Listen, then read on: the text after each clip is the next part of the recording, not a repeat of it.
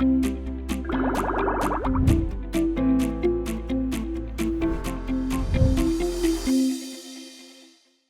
안녕하세요. 가톨릭대학교 성빈센트 병원 종양내과 박형순입니다.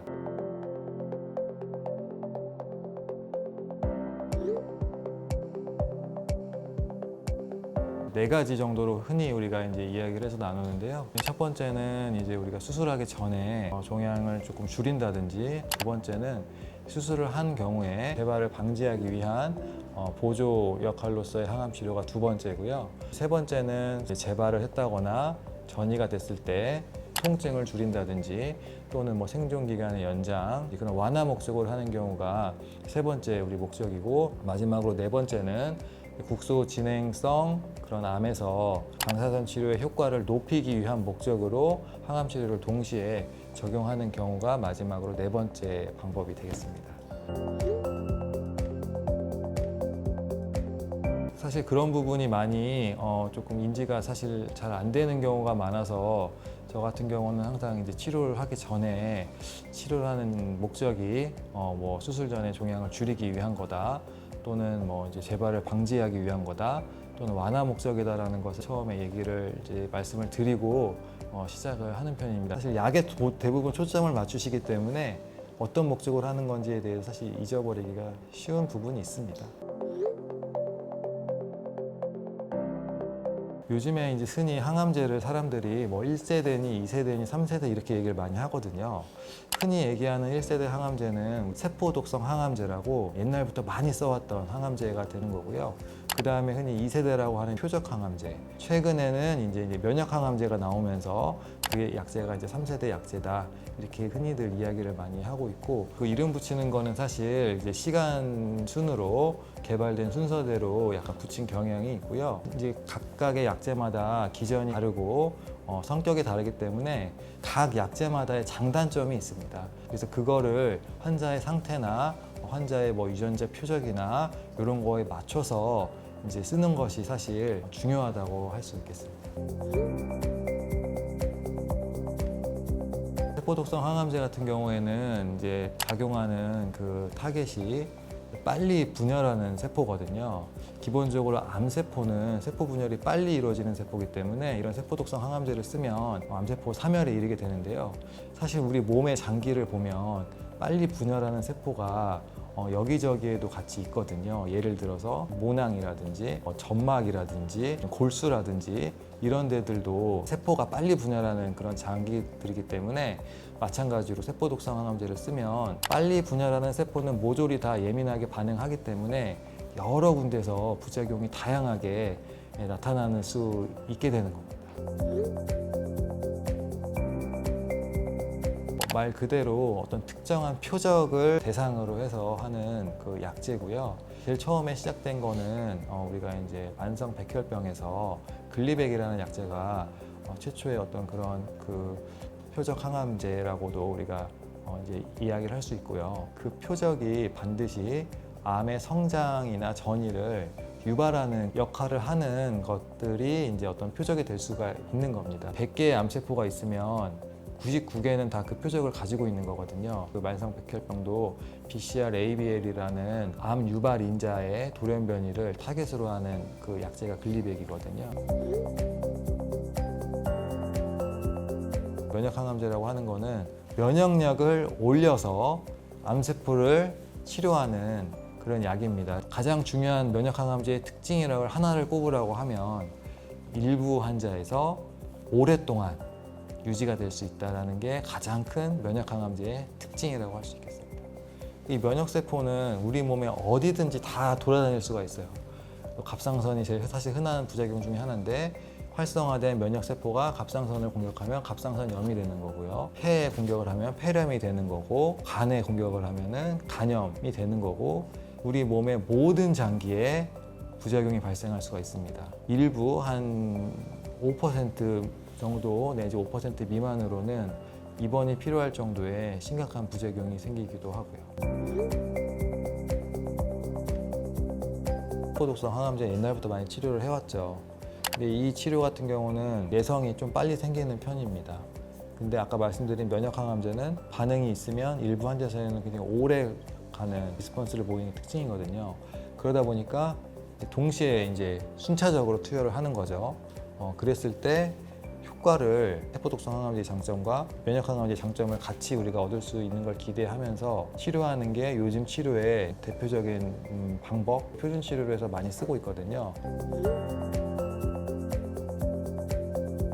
저희가 흔히 ADC라고 안티바디 드러그 컨주게이션이라고 하는데 아예 병용 치료 말고 처음부터 약을 아예 합체를 시켜가지고 만드는 약이 있습니다. 그게 아까 항체 약물 접합체가 대표적인 약제고 어떻게 보면은 장점을 좀 같이 가지고 있는 거죠. 표적을 대상으로 해서 찾아서 이제 거기에 작용을 하고 항암제가 붙어 있으니까 표적이 없는 정상 세포와에는 작용을 좀 덜하니까 아무래도 부작용은 줄이고 암세포를 공격할 수 있는 그런 효과가 있어서 실제로 많이 지금 개발이 되고 있고 최근에 왜 더 이슈가 되냐면 유방암에서 에너투라는 약이 또 있거든요. 그 약 같은 경우가 나오면서 그동안에 경험할 수 없었던 반응률을 보이면서 예를 들면 뭐 기존 약으로는 그 약의 내성이 생기는 기간이 6개월인데 이 약을 쓰면 뭐 예를 들어서 28개월 4배 이상 쓸 수 있으니까 환자분들 입장에서는 드라마틱한 약이 되는 거죠. 그러다 보니까 최근에 이런 항체 약물 접합제가 이슈가 많이 된 거고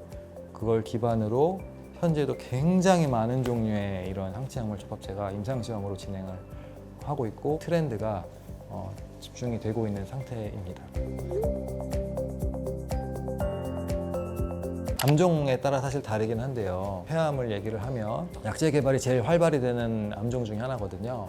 그리고 할 수 있는 치료할 수 있는 옵션도 제일 많고 표적 치료를 할 수 있기 때문에 표적을 처음에 확인하는 게 굉장히 이제 중요하다. 그리고 표적이 있으면 우리가 표적 치료를 먼저 하는 게 일반적인 치료가 되겠고요. 표적이 없으면 이제 아까 처음 드렸던 이제 세포독성 항암제나 면역 항암제와의 병용 치료나 아니면 그냥 일반적인 세포독성 항암제를 하는 게 보통 일반적인 치료를 결정하는 순서라고 말씀을 드릴 수 있을 것 같습니다.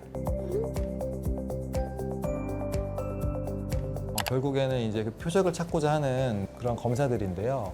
흔히 뭐 바이오마커, 생체 표지자 얘기하는데 결국에는 아까 우리가 말씀드렸던 표적 항암제에서 말씀드렸던 그 표적을 얘기하는 겁니다. 그거는 어떻게 확인을 하냐? 크게 두 가지 방법이 있는데 첫 번째는 조직, 암 조직에서 확인하는 방법이 하나가 있고요. 두 번째는 우리 혈액에서 검사하는 방법이 있습니다.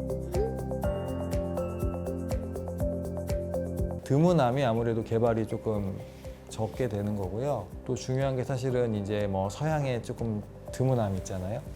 담도암이나 담낭암 이런 암들이 연구가 조금 더 부진한 그런 상태고 이제 저희 나라도 굉장히 많이 임상시험을 해서 예전보다는 그런 부분들을 조금 점점 극복해 나갈 수 있는 상태이기는 해서 이런 거에 대해서 결국 초점을 맞출 수밖에 없는 그런 상황입니다.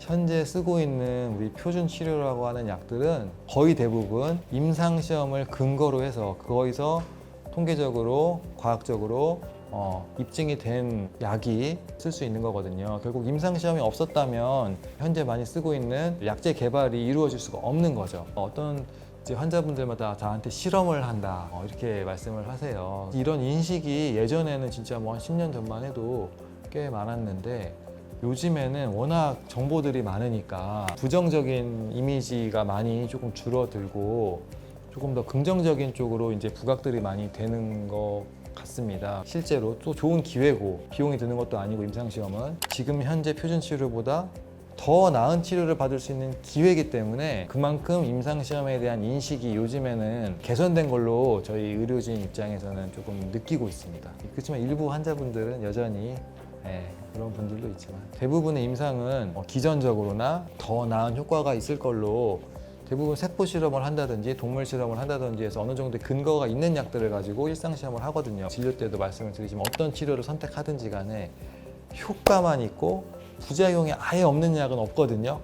결국에는 득실을 따졌을 때 득이 실보다 크면 어느 정도는 그걸 안고 가는 거거든요. 그런 식으로 좀 접근을 해야지 될 것 같습니다.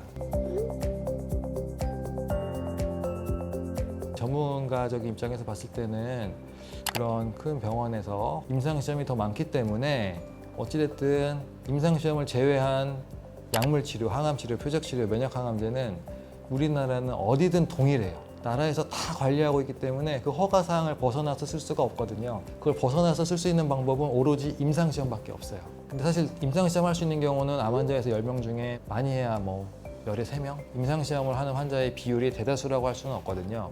그 말은 결국에는 대부분 다 그냥 일반 표준 치료를 받게 되는 거예요.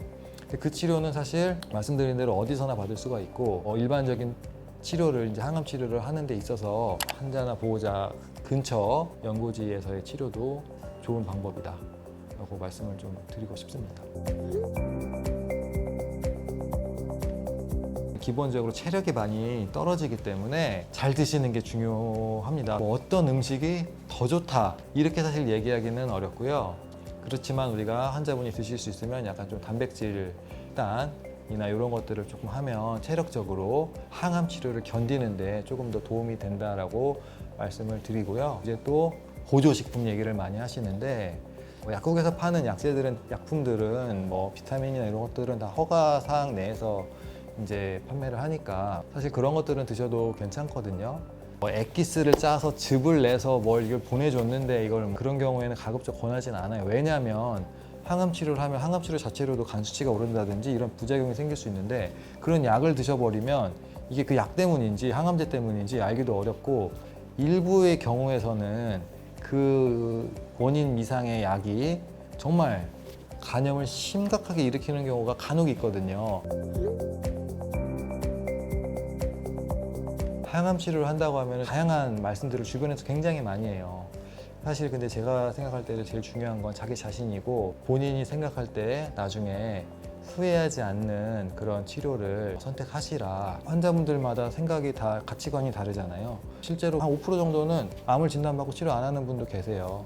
저는 그게 뭐 꼭 무조건 잘못된 치료다 그렇게 생각은 안 하거든요. 내가 일상생활 하면서 잘 지내는 게 더 행복하다라고 하면 그런 본인만의 후회하지 않고 본인이 더 행복할 수 있는 그런 치료를 받으실 수 있었으면 좋겠습니다.